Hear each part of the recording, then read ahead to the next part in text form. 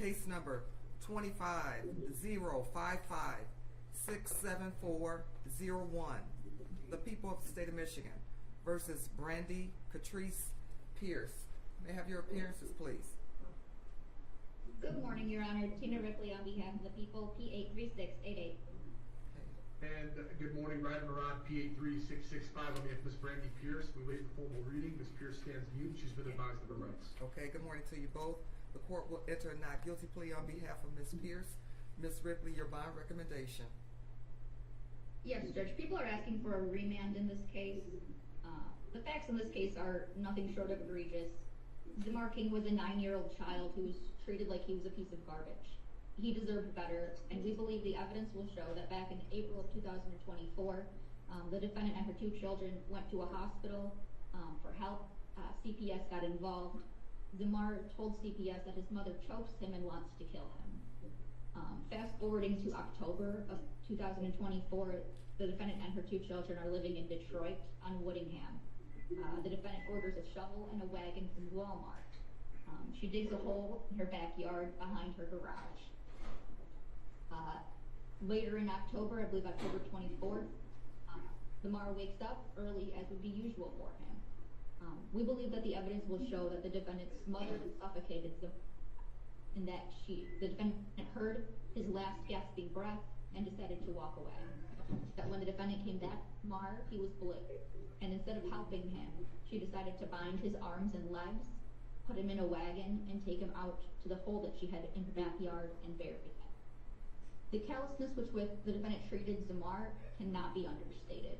The defendant is an absolute danger to the community and the presence. After the killing, the defendant took herself and her other son to Illinois, Wisconsin, and then down to Georgia, where they had been reside.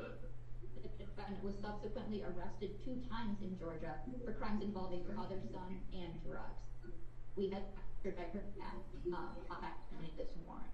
So people believe it's appropriate. Okay, thank you. Your response, Mr. Moran? Judge, so on behalf of Ms. Pierce, I can tell you that she's 46 years old. She's not employed at this time, Your Honor. She has absolutely no income. She does suffer from disorders that I'm not aware if she's received her medication for. I can tell you that in talking to her, we understand that she's received a master's degree as well. Ultimately, Your Honor, I think we lost Ms. Ripley, so there we go. So ultimately, Your Honor, when it comes to bond, I think it's important to know that it's easy to, read up a police report and read the most egregious allegations and then confine somebody to jail. What I'm asking the court to do here is to use the least restrictive means possible and confine her to a homeless shelter. She would ultimately, any concerns that the prosecutor or the court would have would be addressed with a home confinement GPS tether to a homeless shelter. She is homeless, Your Honor. I don't think it's appropriate for me to even argue the facts in this case at this stage. But when it comes to ties to the community or flight risk, I hear what the prosecutor is saying, that she wasn't found in another state. I still think a tether addresses that. So my ultimate request, Your Honor, is to release her on a reasonable bond, confining her to a homeless shelter. Okay, thank you. After listening to the arguments of the parties, the court has had an opportunity to review the investigator's report and take into consideration the background information that has been presented by defense counsel. The court certainly is concerned. Not only is Ms. Pierce a danger to the community, but also a flight risk. After these egregious acts or allegations, she left the state, was in Illinois, Wisconsin, and then found in Georgia. So a flight risk, that's pretty much clear. As it relates to being a danger, as Ms. Ripley indicated, the facts are just egregious in terms of how this child was found, the condition, being tied, body having been decomposed, the prior information that was submitted in terms of the contact with Child Protective Services, and based upon that information, she definitely poses a threat to the community. So the court believes that based upon the information,